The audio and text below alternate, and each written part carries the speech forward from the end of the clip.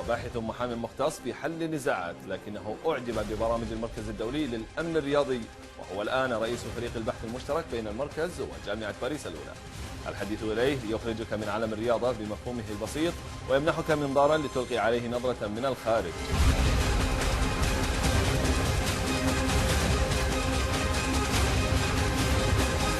حين تنظر إلى مسيرة السيد لوران فيدال تستغرب لأول وهلة وجوده في عالم الرياضة.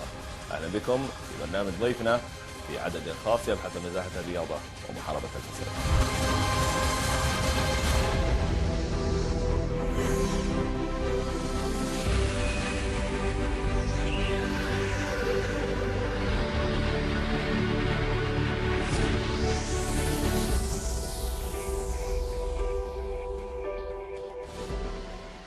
سيد لوران، مرحبا بك. أولا حين ننظر إلى أنشطتك السابقة أول ما يتبادر إلى ذهننا هو ما الذي أتى بك من عالم المحاماة إلى عالم الرياضة؟ Alors, le domaine du sport est un domaine qui est pluridisciplinaire. Donc, quand on parle du sport, on parle d'économie, de droit, de sociologie, d'histoire, de mathématiques. Donc, le sport, notamment sous l'angle de la manipulation des compétitions sportives, c'est un aspect multidisciplinaire. Donc, lorsqu'on a travaillé avec l'ICSS voulait travailler avec des enseignants, des professeurs qui avaient une formation multiple et qui pouvaient prendre en compte les différents aspects du sport. Le sport, c'est, encore une fois, je le répète, autant l'économie que le droit, que la philosophie, que la médecine, etc. Donc, c'est parce que moi, je travaille sur plusieurs champs disciplinaires que je me suis intéressé au sport. Encore une fois, le sport étant un objet que traversent beaucoup de disciplines. أما قبل الدخول في تفاصيل الحوار، هل تعرف بأن لوران فيدال هو كذلك بطل فرنسي في ترياثلون أي السباحة والدراجات والجري؟ يعني هو بطل فرنسا في 3 مرات سابقة. Absolument, absolument. C'est exact. Et lorsqu'on tape sur Internet, sur le web, sur Google, vous avez Laurent Vidal qui sort et puis moi après. Mais il sort d'abord avant moi. Voilà, mais je le connais. طيب، نأتي الآن إلى مهمتك في المركز الدولي للأمن الرياضي. أنت الآن رئيس فريق البحث المشترك بين جامعة باريس والمركز الدولي للأمن الرياضي. كيف تفسر لنا مهمتك جيدا؟ Le président Mohamed Enzab, je l'ai connu il y a maintenant 4 ans. Et c'est quelqu'un qui connaît bien la France. Et en fait, il recherchait une université de renom pour travailler sur ces questions. Et nous nous sommes rencontrés il y a de ça 4 ans. Il m'a demandé comment l'ICSS pourrait travailler avec la Sorbonne. Et en fait, nous travaillons depuis 4 ans avec l'ICSS. Et l'ICSS cherchait, c'est toujours le cas, cherche à donner une expertise scientifique, d'accord, aux décisions prises par les hommes politiques qui font le sport. Et ça, c'est le but de l'ICSS. Et l'ICSS est tourné vers la Sorbonne, notamment pour réaliser ce rapport dont on en parlera peut-être, qui est un rapport qui fait 2000 pages, sur la manipulation des compétitions sportives, qui est accompagné d'un executive summary, donc un sommaire, enfin pardon, un résumé, et des Sorbonne ICSS Guiding Principles, qui sont là aussi un petit résumé de nos travaux. Et donc c'est vraiment une collaboration de long terme, hein, j'insiste là-dessus, et qui est fondée sur la confiance et sur le fait que Mohamed Enzab a toujours fait confiance dans la Sorbonne pour délivrer un message scientifique à destination des décideurs politiques. شاركتم في أعمال اجتماع الدوحة الذي يأتي في سياق الجهود والمبادرات القطرية للتصدي لجرائم الرياضة. كيف تقيمون هذا التجمع الذي ضم صفوة من القيادات الحكومية والخبراء الدوليين؟ Ce colloque était essentiel parce que Berlin, c'est une déclaration. Declaration of Berlin, it's a declaration, c'est une déclaration. Donc on déclare des choses. Là aujourd'hui, pour le prochain MINEPS 6, le but c'est de l'action et un plan d'action. Donc il était essentiel, et cette réunion était importante en tant que telle, il était fondamental pour nous d'avoir une réunion d'organiser qui dégage des grands axes.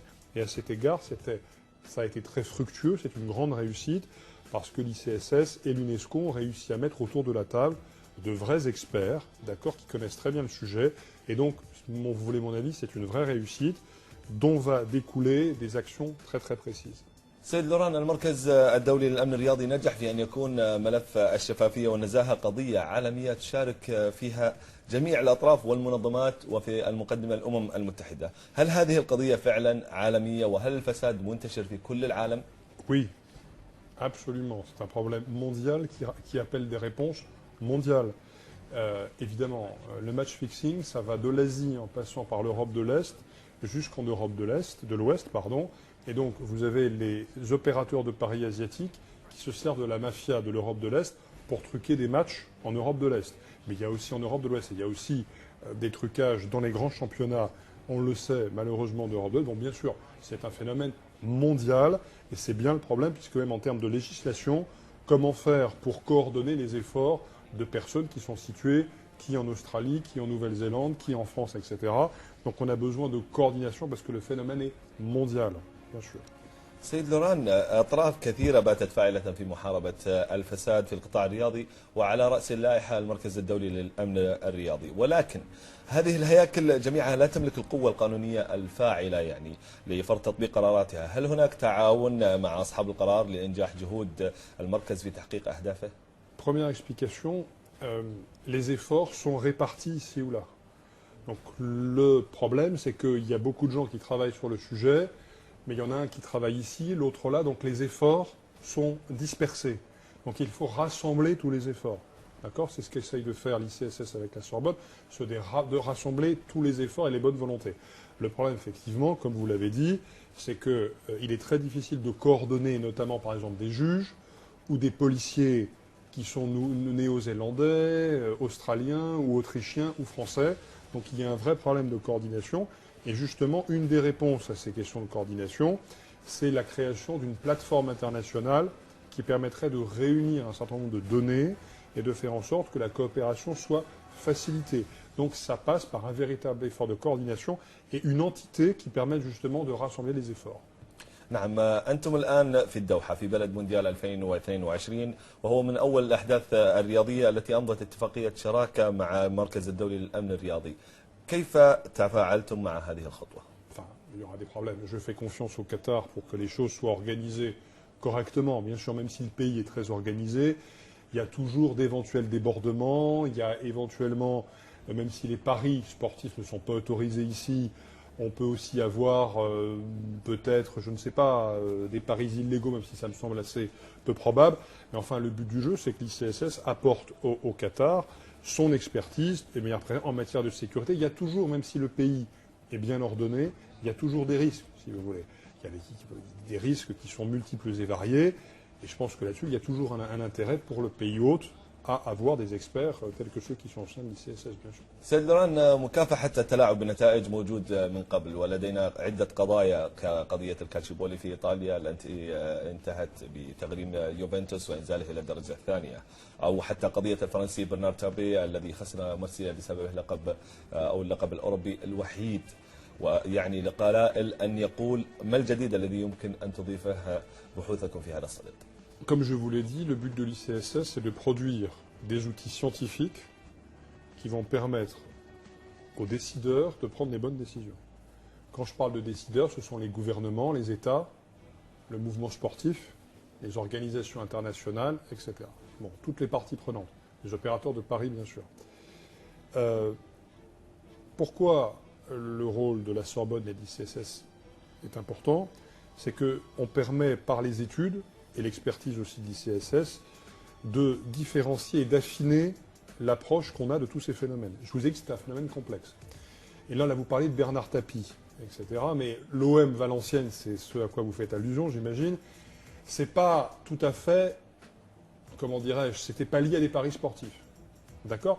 Donc il y a des cas de manipulation, mais qui ne sont pas toujours liés aux paris sportifs. Alors aujourd'hui, 80%, en gros, si vous voulez, des manipulations sont liées à des paris sportifs, mais il y a des cas de manipulation qui ne sont pas liés à des paris sportifs. Donc ce sont deux choses différentes.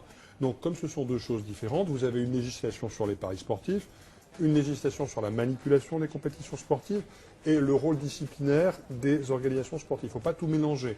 Donc nous, notre but, c'est de bien distinguer les différentes législations, d'expliquer aux gens qu'il y a des cas tout à fait différents, et parce que les cas sont bien identifiés, alors on peut appliquer la bonne loi et donc avoir une loi efficace s'il faut modifier la loi. D'accord? Donc là-dessus, évidemment, c'est d'apporter, encore une fois, une vue précise d'experts, de juristes experts, pour permettre au gouvernement de prendre les bonnes décisions et éventuellement de modifier les lois. نعم، في اجتماع الدوحة تم تأكيد أن زمن التوصيات انتهى ولا يد من المرور إلى الفعل. أي خطة في أو أي خطة عمل ترونها الأكثر نجاعة لكسب رهان محاربة الفساد والتلاعب في النتائج وكسب عامل الزمن؟ Oui, il y a une stratégie précise, elle se décline en plusieurs volets, assez classiques, mais ils sont importants. Vous avez la prévention, dont fait partie l'éducation, le training, l'explicitation, ce qu'on appelle la prise de conscience, donc tout ce qui est prévention. Vous avez après un volet législation, donc comment harmoniser la législation, faire en sorte que la Convention du Conseil de l'Europe sur la manipulation des compétitions sportives soit appliquée, ratifiée par les États, comment on peut la mettre en œuvre. Après, il y a un volet coopération, comment on coopère ensemble, d'accord, de manière très concrète, notamment sur la base d'une plateforme internationale. Et puis après, là aussi, comment on sanctionne, mais ça revient un peu à la question de la législation, comment on sanctionne lourdement, etc., les criminels. Donc c'est un volet qui s'articule, une action en 3 grands volets. Encore une fois, les résultats ne sont pas officiels, hein, donc on aura le résultat officiel dans quelques jours. Mais disons, ce sont les 3 grands volets, prévention, législation et coopération. جميل. طيب، إلى حد الآن لم نسمع أن المركز أو المجلس الأوروبي تدخل في قضية معينة. هل لديك أمثلة أم أن دوره ليس التدخل في القضايا وإنما فقط إيجاد آليات لمكافحة الفساد؟ Non, non, c'est les deux. C'est les deux. Le but de la CSS, c'est à la fois de donner des bases scientifiques, mais aussi d'agir. À l'ICSS, vous avez un département de recherche, d'accord, mais vous avez un département des relations internationales, puis aussi un département, on va dire, intégrité, qui va sur le terrain. Et d'ailleurs, durant la réunion, très officiellement, il y a des personnes qui ont remercié l'ICSS de les avoir aidés, justement, à identifier des cas de figure. Notamment, l'ICSS a aidé la police de Victoria, en Australie, à travailler sur des choses très précises. Donc non, non, c'est les deux. Théorie, j'aime pas ce terme-là, c'est cadre de réflexion, proposition et action sur le terrain. Donc l'ICSS est complète à cet égard. إذا مشاهدينا الكرام، نستكمل هذه الحلقة مع الخبير الفرنسي لوران بيدال، وفي بعد فاصل قصير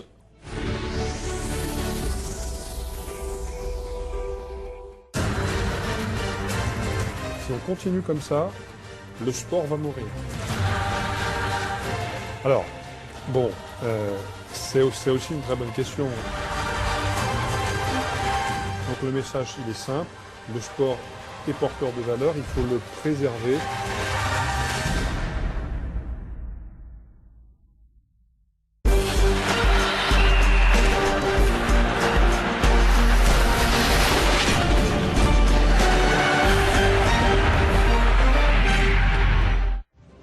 ضمن الجولة السابعة من دور نجوم قطر، زمير يواجه قطر الجمعة 7:45 مساء بتوقيت الدوحة. تأتيكم مباشرة على قنوات الكاس.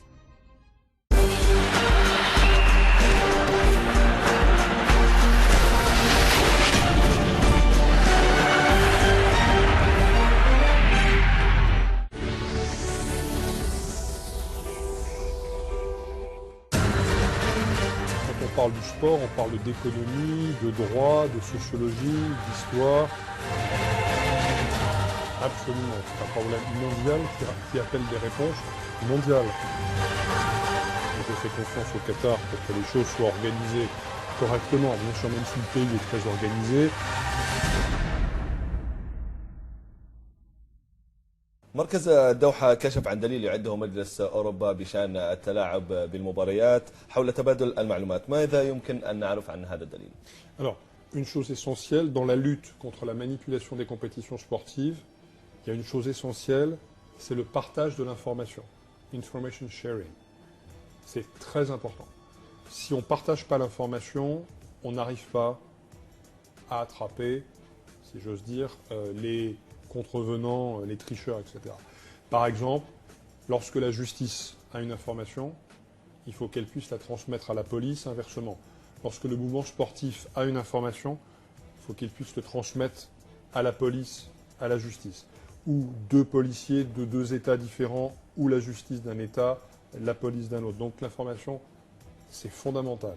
Le problème, c'est qu'il faut savoir si l'information est bonne, si elle est fiable, qui a l'information, comment on la transmet, comment on va la chercher, et est-ce que toutes les parties peuvent s'échanger l'information dans n'importe quel sens. Ça, ce sont des vraies questions difficiles. Donc le handbook, justement, a vocation à donner des réponses à ces questions et à donner des outils très pragmatiques aux décideurs publics, d'accord, que ce soit la justice, la police, les gouvernements. Donc c'est un travail très important qui devrait être terminé en juin officiellement et présenté en juin 2016. نعم، أنتم قبل دخولكم في مشروع المركز حضرتكم مختصون في موضوع قانون المنافسة، وهذا بيت القصيد في كرة القدم. هل ترى أن المنافسة في التعاقدات في المجال الرياضي بما في ذلك انتداب اللاعبين وحقوق البث التلفزيوني عادلة، وهل من خطة لمنحها عدلا أكبر؟ Alors c'est une question que vous posez qui est très importante sur la concurrence dans le sport parce qu'elle couvre plusieurs champs, hein. Alors on a des questions notamment en matière de droits médias, on a des questions de concurrence en termes justement de transfert de joueurs et notamment ça pose la question des grandes libertés économiques. On a au sein de l'Union européenne notamment de grandes libertés économiques, droits de circulation, n'est-ce pas? La concurrence c'est un vrai sujet aujourd'hui qui va devenir, je dirais, de plus en plus croissant à mesure que les technologies prennent leur essor dans le sport, et puis qu'il y a aussi des questions de propriété intellectuelle qui se posent, bien sûr. Donc la concurrence va jouer un grand rôle. Mais pour l'instant, ce n'est pas, si vous voulez, le cœur du sujet. Pour l'instant, la concurrence est important, ça permet de fluidifier le marché, mais pour l'instant, on a suffisamment de problèmes avec le dopage, avec le match fixing, avec le trafic de jeunes joueurs, qui sont beaucoup plus graves pour l'ordre public, si vous voulez. La concurrence, je dirais, la libre concurrence, c'est quand tout va bien, on peut se permettre, etc. Mais là, les problèmes sont beaucoup plus lourds, d'accord, même si c'est un problème important. نعم، نأتي الآن إلى بعض الأسئلة التي يطرحها الرياضيون ونرجو منك تفهم بعض الأسئلة التي قد تزعجك. في الموسم الماضي حدثت قضية في الدوري الإسباني حول إعادة النظر في توزيع عائدات البث التلفزيوني بالعدل، ووصلت تطورات القضية إلى حد يعني التهديد بوقف الدوري قبل أسبوع من الكلاسيكو بين ريال مدريد وبرشلونة. الجمهور والرأي العام وقتها قال نريد متابعة كرة القدم جميلة واذهبوا وحلوا مشاكلكم الإدارية بعيدا. يعني في النهاية الجمهور ربما لا يقدر جهودكم ولا يهتم للقوانين. ما هو تعليقك؟ Alors, c'est une question très très intéressante. En réalité, sur le long terme, on montre que lorsque le public est informé de faits de dopage ou de manipulation des compétitions sportives, il perd son intérêt pour les compétitions sportives. Et même en Chine, les matchs sont tellement truqués, ont été tellement truqués à un certain moment, que les ligues se sont effondrées. En fait, il n'y avait plus de ligue, il n'y avait plus de spectateurs dans les stades, et même le Tour de France, qui est un des plus grands événements sportifs du monde, on s'aperçoit que l'intérêt pour le Tour de France diminue à mesure que les scandales de dopage apparaissent. Donc il faut faire attention. Bien sûr, en Espagne, ce sont, comme on dit, les aficionados, ils sont très très, je dirais, addicts, comme on dit, du football. C'est quand même tout à fait particulier. L'Angleterre aussi, il y a des pays qui le sont moins. Mais, attention, quand même, sur la tendance lourde et longue, si on continue comme ça, le sport va mourir. Parce qu'il y a un moment donné où les gens n'iront plus voir de matchs de foot, n'iront plus voir de matchs de cricket. Et donc, la plus grande valeur du sport, c'est l'incertitude. Si vous tuez l'incertitude, il n'y a plus d'intérêt. Moi, je regarde un match de foot, un match de boxe, parce que je ne connais pas l'issue. Mais si je sais que ça a été truqué, ça ne m'intéresse plus. Donc là, je vais aller voir du catch. Mais le catch, ce n'est pas du sport. Donc, il faut comprendre que derrière tout ça, il y a une dimension économique fondamentale. Et que si le sport s'écroule, l'économie du sport s'écroule avec. Donc, préserver l'intégrité du sport, c'est aussi préserver l'économie du sport et toutes les retombées qui vont avec. طيب الموسم الحالي نعيش كذلك موضوع اللعب المالي النظيف والذي حرم باريس سان جيرمان ومانشستر وبرشلونة أو مانشستر سيتي وبرشلونة وأندية أخرى أيضا من مزيد الانتدابات، ولكن هناك دائما مخرج قانوني وهذه الفرق تمكنت يعني من تحقيق ما تريده، فما الفائدة من قوانين لا نملك القوة لتطبيقها؟ Il faut faire attention. L'UEFA, quand même, le fair play financier, ça marche. Donc il faut faire attention. Sans rentrer trop dans les détails, il y a ce qu'on appelle la lex sportiva, donc le sport a une certaine autonomie, d'accord, ce qu'on appelle l'autonomie du sport. Donc dans ce cadre-là, il a certaines prérogatives, d'accord, et notamment l'UEFA a édicté ce qu'on appelle des règles relatives au fair play financier. Et comme l'UEFA est donc le gouvernement européen du football, tous les clubs de football, les associations de football qui appartiennent à l'UEFA doivent respecter les règles de l'UEFA. Si elles ne le font pas, elles ne sont pas autorisées à jouer les championnats. أيضا من النقاط التي يعيبها الرياضيون الإعلاميون الرياضيون أن عمل هذه الهياكل المهتمة بمكافحة الرياضة أو مكافحة الفساد في الرياضة يهتم بالخبراء والنخبة فقط ولا يتواصل مع اللاعبين أو الجماهير البسيطة، فبماذا تردون عليه؟ Alors, bon, c'est aussi une très bonne question. Comment faire en sorte que le public soit informé? Et tout à l'heure, vous m'avez posé une autre question. Vous m'avez dit qu'en Espagne, les spectateurs se moquent un petit peu de ces questions. Le problème, c'est qu'il y a un moment donné où il y a une prise de conscience, notamment c'est le cas pour le dopage, moins pour le match fixing, mais à partir du moment où les scandales se succèdent, les gens commencent à se rendre compte qu'il y a un problème avec le match fixing. Alors après, comment, si vous voulez leur faire comprendre, c'est sûr que c'est très très compliqué. L'information passe un peu au compte-gouttes, petit à petit, mais on parle quand même des grands trucages. Alors pas assez, je suis bien d'accord avec vous, mais la façon de sensibiliser les gens, c'est de leur faire comprendre un certain nombre de choses. Le problème, c'est que là aussi, c'est quelque chose d'assez compliqué à faire. Et pour l'instant, je vous avoue que je n'ai pas de réponse. Ça, c'est certain. Mais il faudrait faire passer le message. Pourquoi faudrait-il faire passer le message? Parce que si les spectateurs exigeaient des matchs propres, alors ce sera un véritable moyen de pression sur l'ensemble des acteurs. Aujourd'hui, ce n'est pas le cas. Mais si on arrivait à faire en sorte que les spectateurs disent maintenant on ne veut plus de match fixing, on ne veut plus de dopage, sinon on n'ira plus au stade, on n'ira plus regarder le Tour de France, ce serait un moyen de pression. Et pour ça, il faudrait qu'ils soient plus renseignés, vous avez raison, plus informés, et là-dessus, on a un effort à faire. Je suis d'accord avec vous. طيب نختم إذن بإعطاء الأمل لهذه الفئات. سيد لوران، ما هي الرسالة التي يمكن أن نوجهها لهم لإقناعهم بأن الوصول إلى عالم رياضي نظيف ليس حلما صعب التحقيق؟ Donc le message, il est simple. Le sport est porteur de valeur, il faut le préserver. Et pour le préserver, il faut donner une base scientifique très précise aux décideurs publics et faire en sorte que les décideurs publics agissent de la bonne manière sur de bonnes bases pour préserver ces valeurs. Voilà ce que je pense que le font, et je pense que la Sorbonne et l'ICSS font ça main dans la main de manière efficace. إذا مشاهدينا الكرام وصلنا إلى ختام هذه الحلقة، وكان معنا فيها رئيس فريق البحث المشترك بين المركز الدولي للأمن الرياضي وجامعة باريس الأولى سيد لوران فيدال. شكرا. شكرا.